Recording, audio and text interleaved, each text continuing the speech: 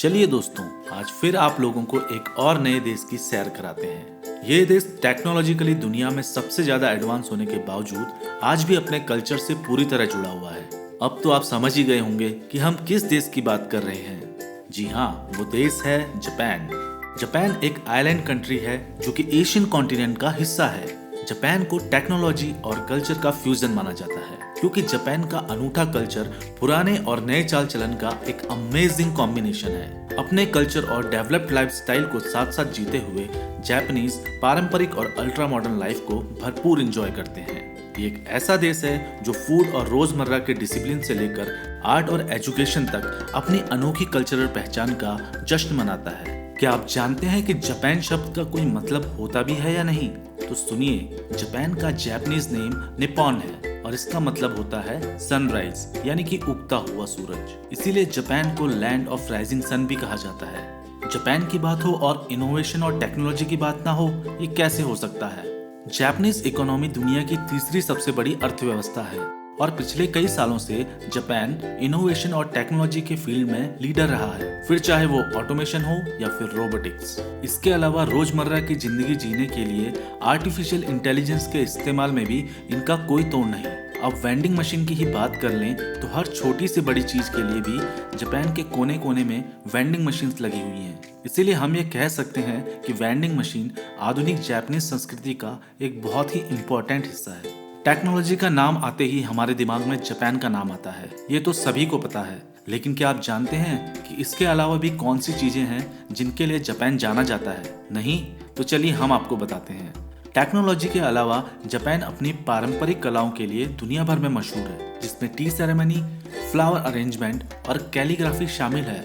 ये देश beautiful garden, sculpture और पोएम जैसी आर्ट्स और साहित्य की खूबियों से भरा हुआ है।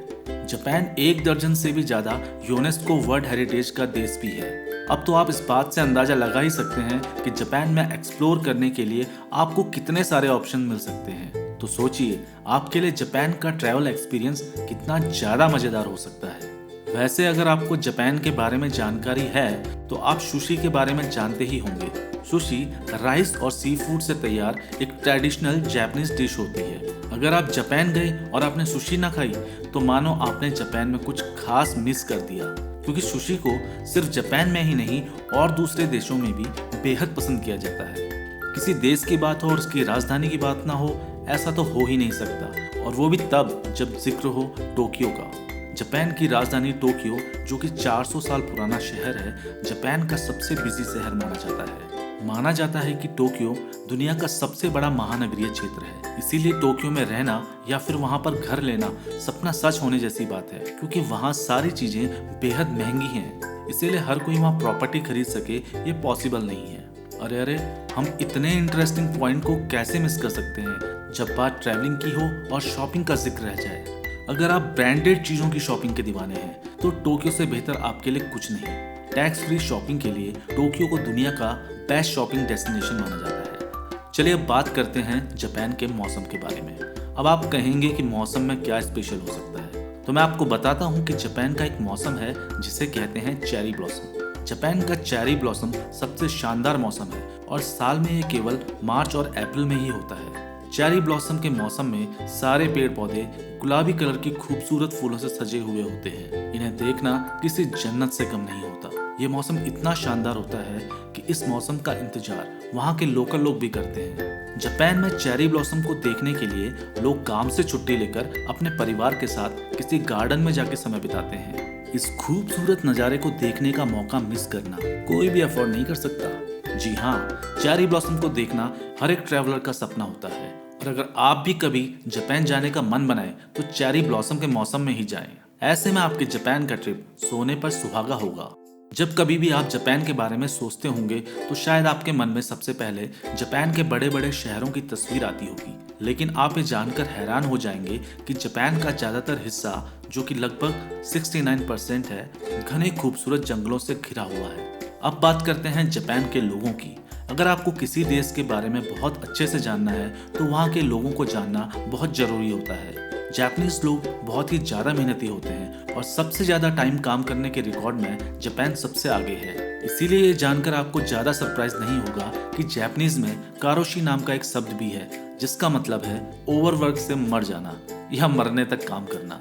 जापानीज लोग नेचर के काफी सभ्य माने जाते हैं, इसीलिए जब भी आपको जापान में किसी की मदद की जरूरत पड़ेगी तो जापानीज लोग आपकी मदद जरूर करेंगे और वे बहुत ईमानदार भी होते हैं। इस बात से अंदाजा लगाया जा सकता है कि जापान में क्राइम रेट बहुत ही कम है। ऐसे देश में कौन नहीं रहना चाहेगा जहाँ के लोग इतने शानदार हों। आपने अक्सर देखा होगा कि जापान के लोग कितने फिट और खूबसूरत होते हैं। जापान में ज्यादातर लोग अपने ट्रेडिशनल हेल्थी फूड और लाइफस्टाइल जैसे कि आमतौर पर आने जाने के लिए पैदल ही चलने की वजह से पश्चिमी देशों की तुलना में ज्यादा लंबी उम्र जीते हैं, जो कि औसतन 84 साल तक है। लेकिन क्या आप जानते हैं, जापानीज चावल के बड़े दीवाने होते हैं, पर उसके बावजूद भी वो इतने फिट होते हैं। जापानीज लोग चावल खाना बहुत ज्यादा पसंद करते हैं, चाहे ब्रेकफास्ट हो, लंच हो या डिनर हो, उसमें उन्हें चावल चाहिए ही चाहिए। शायद यही कारण है कि जापान के बहुत सारे फेमस डिशेस का मेन इंग्रेडिएंट चावल ही है। खाने से याद आया, बात करते हैं मिठाई की। मिठाई किसे पसंद नहीं है, पर आप जानकर हैरान होंगे कि जापान की मिठाई बिल्कुल भी मीठी नहीं होती। ऐसा इसलिए क्योंकि जापान में माना जाता है कि अगर कोई मिठाई मीठी नहीं है तभी वो अच्छी क्वालिटी की है। तो जापान में अगर आपके प्लेट में ऐसी मिठाई आती है जो मीठी नहीं है तो आप बिल्कुल भी हैरान मत होना। जापानीज लोग फैशन में कैसे होते हैं, ये तो आप जरूर जानना चाहेंगे। अगर बात करें फैशन की, तो जापानीज कभी भी कोई ट्रेंड फॉलो नहीं करते। उनके लिए फैशन का मतलब दुनिया से बहुत ही अलग है। वे ऊट पटांग कपड़े पहनकर भी बड़े कंफर्टेबल होते हैं। जापानीज लोग बिना फैशन के कपड़े पहने भी आराम से घूमते हैं। जापानीज फ्रेंडली भी बहुत होते हैं, यानी कि अगर आप उनकी फोटो खींचते हैं तो वो फोटो लेने से भी बिल्कुल नहीं हिचकिचाएंगे। जापानीज लोगों की एक और खास बात है कि वे बहुत ज्यादा पंक्चुअल और डिसिप्लिन होते हैं। वहाँ हर चीज टाइम पर होती है, यहाँ तक कि वहाँ की ट्रेन प्लेटफॉर्म में एकदम सही वक्त पर पहुँचती है, ना 1 मिनट पहले और ना 1 मिनट लेट। पता नहीं दुनिया में कब सारी जगहों पर ऐसा होगा। खैर छोड़िए, आगे बढ़ते हैं। वैसे तो जापान दुनिया से बहुत अलग है, लेकिन ये बात जानकर आपको कोई हैरानी नहीं होगी कि जापान में लोग फल भी बहुत ही अलग तरीके से उगाते हैं। एक एग्जांपल दूं तो जापानीज लोग स्क्वायर शेप के वाटरमेलन उगाते हैं। है ना थोड़ा अटपटा सा, लेकिन ऐसा वो इसलिए करते हैं ताकि उसे कैरी करना आसान हो। पर ऐसे में ये फल थोड़े महंगे भी हो जाते हैं। लेकिन जापान में अगर आप किसी जापानीज दोस्त को कोई गिफ्ट देना चाहते हैं तो फ्रूट से अच्छा गिफ्ट और कुछ भी नहीं हो सकता। जापानीज को गिफ्ट में फ्रूट्स बहुत ही पसंद आते हैं। जैसा कि मैंने पहले बताया कि जापान एक आइलैंड नेशन है, पर क्या आप जानते हैं कि जापान में 6800 से भी ज्यादा आइलैंड्स हैं, जिसमें 4 सबसे बड़े आइलैंड्स हैं होन्शु, होक्काइडो, क्यूशु और शिकोकू, जो जापान के सारे लैंड एरिया का लगभग 97% हिस्सा बनाते हैं। अब बात करते हैं जापान के स्कूल के बारे में। आप तो जानते हैं कि जापानीज लोग बहुत ही ज्यादा डिसिप्लिन होते हैं, पर कैसे? जापानीज लोगों को इसकी ट्रेनिंग बचपन से ही दी जाती है। जापान में बहुत सारे स्कूल में क्लासरूम से लेकर टॉयलेट साफ करने तक की सारी जिम्मेदारी स्कूल के बच्चों की ही होती है, और इस तरह उन्हें बचपन से ही एक डिसिप्लिन लाइफ जीने की ट्रेनिंग दी जाती है। शायद इसीलिए ही आज जापान इतना सक्सेसफुल है। इस दुनिया में कोई भी देश परफेक्ट नहीं है, वैसे भी दुनिया की कोई भी चीज परफेक्ट हो भी नहीं सकती। इसीलिए इतना एडवांस होने के बावजूद भी जापान को हर साल कम से कम 1500 भूकंपों से गुजरना पड़ता है। वैसे जापान हर साल इसके लिए तैयार रहता है और खुद को भूकंप से हुए नुकसान से बाहर ले ही आता है। यही तो जापान और जापानीज लोगों की खासियत है। गेम्स के मामले में भी जापान किसी से कम नहीं है। जापान के एनिम और वीडियो गेम्स भी बहुत ज्यादा पॉपुलर हैं और इसे दुनिया भर में पसंद किया जाता है। मैं तो बताते बताते थक गया, लेकिन जापान की खूबियां हैं कि खत्म ही नहीं हो रही हैं।